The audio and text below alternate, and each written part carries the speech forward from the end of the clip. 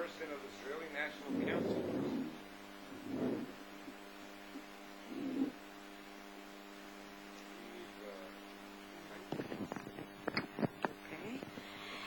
The lecture we just heard relates to retirement, which is a common phenomenon in the modern world. As we know, it is accepted to view retirement as a significant life transition. It is not only a transition from work life to life without regular work in an established place of employment. It also marks the transition to a long period of life as older citizens in a society that encourage youthful perspectives. As such, it can be argued that retirement is a phenomenon that involves the individual, families, organizations, and societies as reflected in the person in environment concept. My comments are based on a series of studies that I conducted 10 years ago among retirees during the pre-retirement period and about a year after their retirement. The first question that arises from the lecture presented here is, are retirement preparation workshops necessary?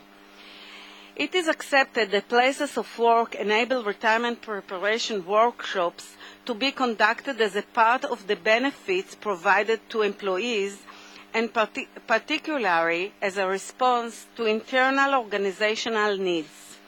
The proportion of workers who participate in these workshops is not particularly high, and it can be assumed that the transition to retirement is a developmental transition that people can cope with on their own. See, for example, the perspective of Susan Whiteburn and her developmental model of life transition in early adulthood. My second point is that the finding of the study I conducted 10 years ago revealed that prior to retirement, many retirees and their family view this life transition as a stressful event and as a crisis. Only a few people relate to retirement as an opportunity for change and an opening for hope. According to the dominant perception, retirement is a period of uncertainty and crisis. According to other perspectives, retirement is an event that provides hope for change.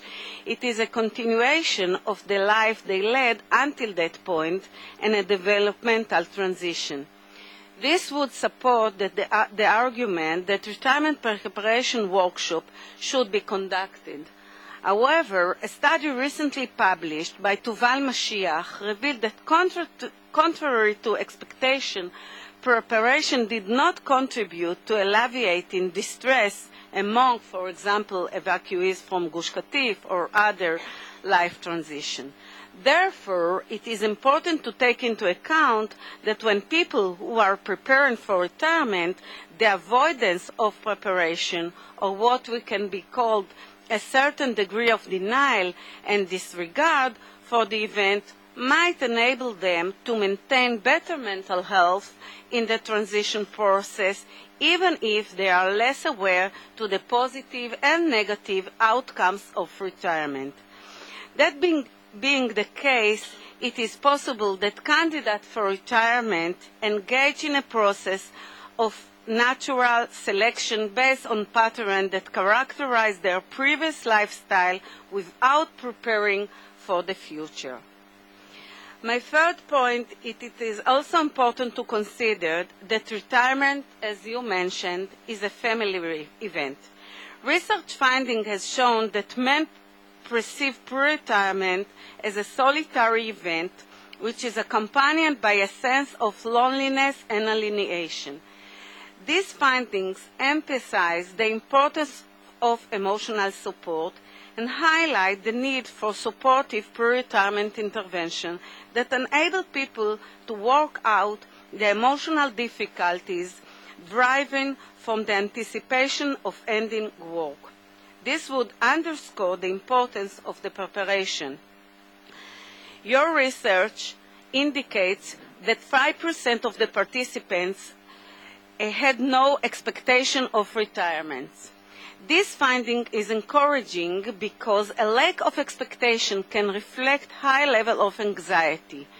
Various studies, such as Kastenbaum, Whiteburn, and even mine, have shown that the ability to plan for the future is an indication of mental health. Specifically, these findings indicate that the full scenario of the future facilitates an adjustment even in situations where there is no relationships between the scenario and the way the scenario actually plays out. Thus, another goal of retirement preparation workshops would be to help people who face retirement create a full scenario of what their life is going to be like. Another dimension addressed in the study presented here is the participant desire to continue working. This finding is not surprising because we live in a society in which the work setting provides a basis for establishing an identity, for making living, for being active, and for maintaining social contacts. All of this is consistent with traditional theories of retirement, such as continuity theory and activity theory. Several studies have been found that a percentage of people who wish to continue working after retirement age is relatively high in Israel. A historical social explanation for this is, as Dr. Gabriela Spector put it, Sabras don't grow old.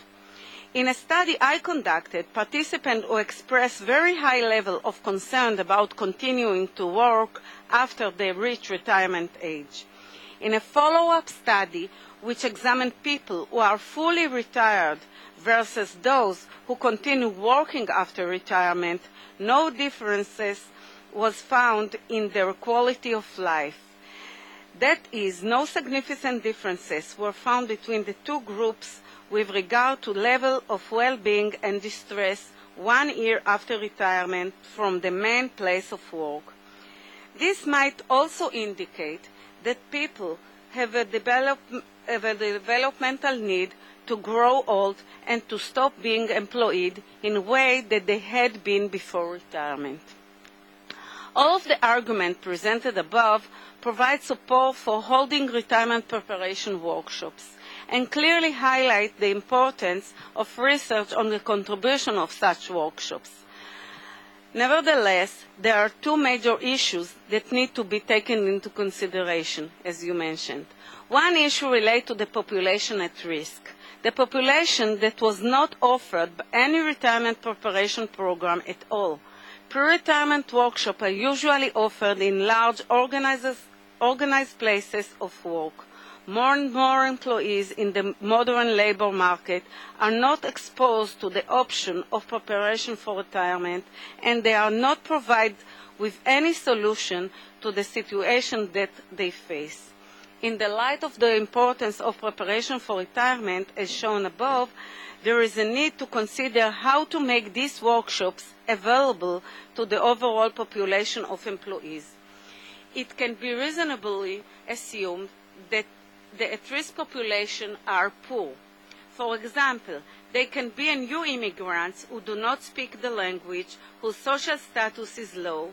They can also be residents of peripheral areas or employees in small workplaces that are difficult to reach, who were not examined in the study presented here. An attempt should be made to identify all of the population that face potential risk in the transition to retirement. It can be assumed that this population will correspond with the groups mentioned here. To summarize, for the very beginning I claim that retirement is a social event.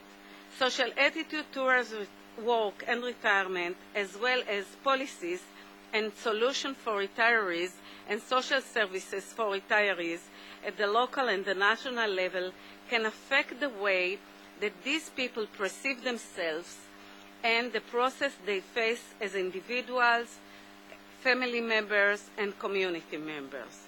Therefore, in retirement preparation program, it is important to promote a process of negotiation between the individual self on the one hand and the collective self that plays a role in shaping individual perception on the other. All of this is a part of a developmental perspective of the transition to retirement, but it is also important to allow for negotiation between the collective and retired citizen as a member and as representatives of contemporary and future societies. Thank you. Thank you very much. Good questions, and if you would like to respond to the comments. Yes, sir. I have three questions, comments. First of all, the list of expectations for the course. Have you thought of, or did you execute a factor analysis of all those items? I'd be very interested to hear if certain different major themes came out. So if you haven't done that, I would encourage you to do that. I was interested in the view of the personal view versus the family view. That's the person's view of what he thinks his family thinks that he's going to get out of that. Might that not be more of a measure of a person's sense of congruence with his family and not reporting specifically what the actual benefit will be, but more how much the person feels his family is in tune with him in general, and might be a measure of alienation within the family rather than looking at the specific areas. And my third comment is that given all the trends that we were discussing today, clearly retirement preparation courses are necessary, but maybe what we need are now courses to delay retirement, to help people realize that they don't need to exit the labor force, although they might be being pushed out.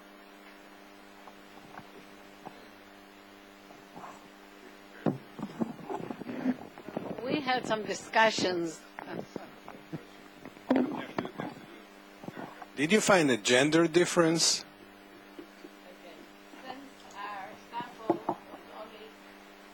Our sample was only 63 people, and we prepared these results, straight for this workshop.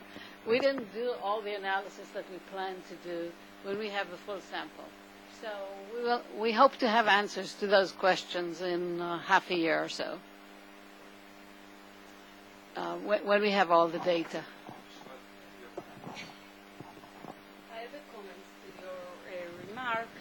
There is a scale of Bonanno that relate to the relatives that measure your reaction to life transition, and maybe it's also a kind of recommendation. You can use also Bonanno scale in order to widen the perception of the situation.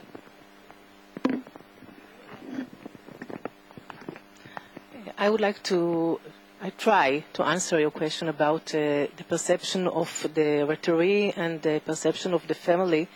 I think that one of the main goals of the preparation, the courses, is to help the retirees to do the alienation between him and the family. So as I see the results now, I see there is a trend here that is very interesting. If we see the results that people change their view, their perception of how they expect the family to see them. And I think that this is the interesting thing that we can see right now.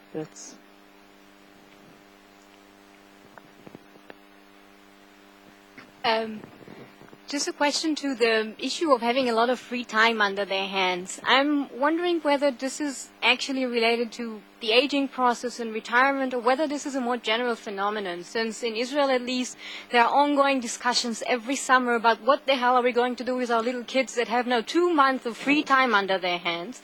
And then again, we're witnessing, as Chaya said this morning, a trend that people are actually working more and more hours. And I'm wondering whether this issue of having a lot of free time is related to retirement, or is it just a cultural issue that is under our hands constantly without any relation to retirement? And then maybe we should approach the problem a bit differently. I think maybe to sharpen the issue, I just spent 4 years in Germany, where I actually met a lot of people who at 40 are already looking forward to retirement and are making plans for finally having free time and starting different hobbies and what they're going to do and what they're going to buy and where they're going to live and so on. And in Israel, I think if I get the picture correctly, the situation is very different.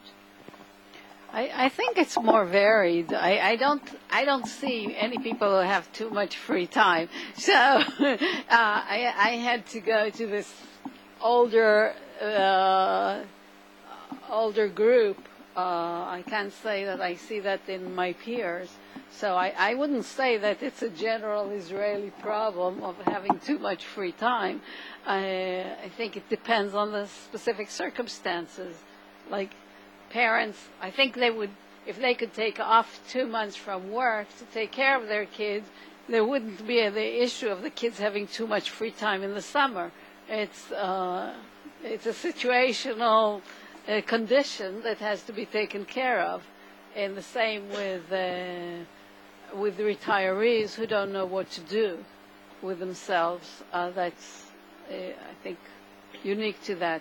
Now, what proportion of the population starts planning at age 40 and who they are, and for that you need a different study.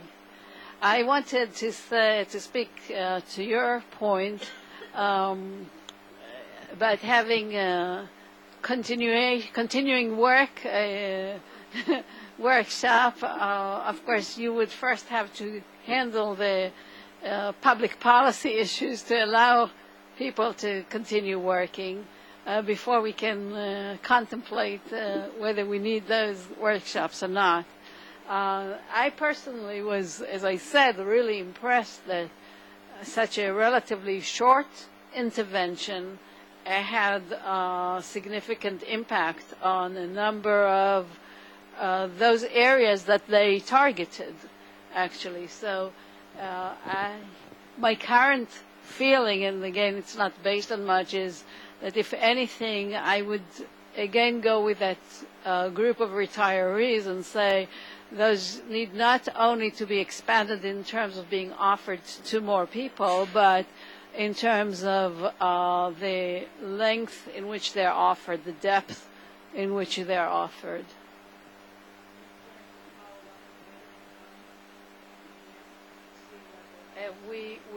We are committed to following these people in half a year after post-course.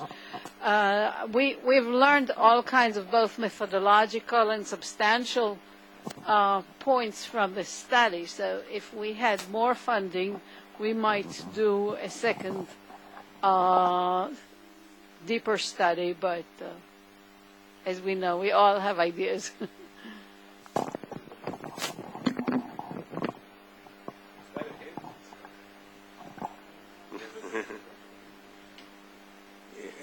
I may have missed this, but can you say anything about the characteristics of those that benefit from this program as opposed to those that may not benefit from the program in terms of, say, the indicators that you're using?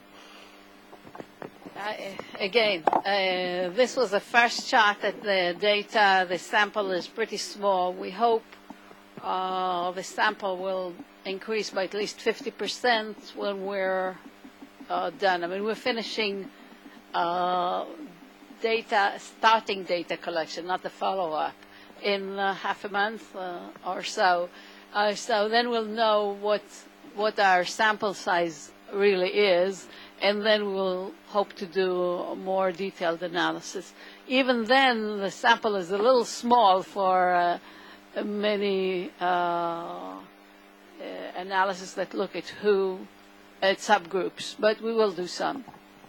It would seem to me simply, especially if you think about this as a broader approach to retirement, one way of sort of trying to target is to try to find out what are the characteristics of those that could actually benefit more than others. You mentioned something you can't probably do here, those that actually don't want to go into retirement and those who do, and they may have very different experiences in such a we plan at looking at them. First of all, just at looking more at who they are, and then at looking at their response.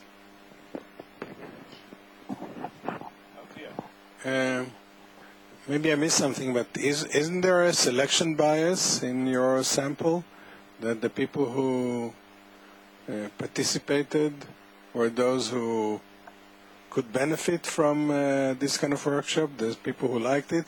For example, in my university, there are workshops for academics who retire, and everybody takes this as a joke, and nobody goes to this kind of workshops. So there is some selection. Well, as far as I know, in Tel Aviv University, professors do not have that option. If you are in the administrative side of the personnel, then you have that option. But there are no workshops for professors or to the academic faculty. Anyway, there's no doubt that there is a selection bias since people decide if they answer the original questionnaire before the course, after the course, if they come to the course, etc. We did start looking at the differences between those who answered in the beginning and those who answered it just in terms of demographics. But as I said, we will know a tiny bit more, but we won't really know the degree of bias. Thank you. In terms of the courses, preparation courses, Tel Aviv University, by popular demand, the academic union plans to start one next year. Yes. We've been getting a lot of requests. Thank you so much.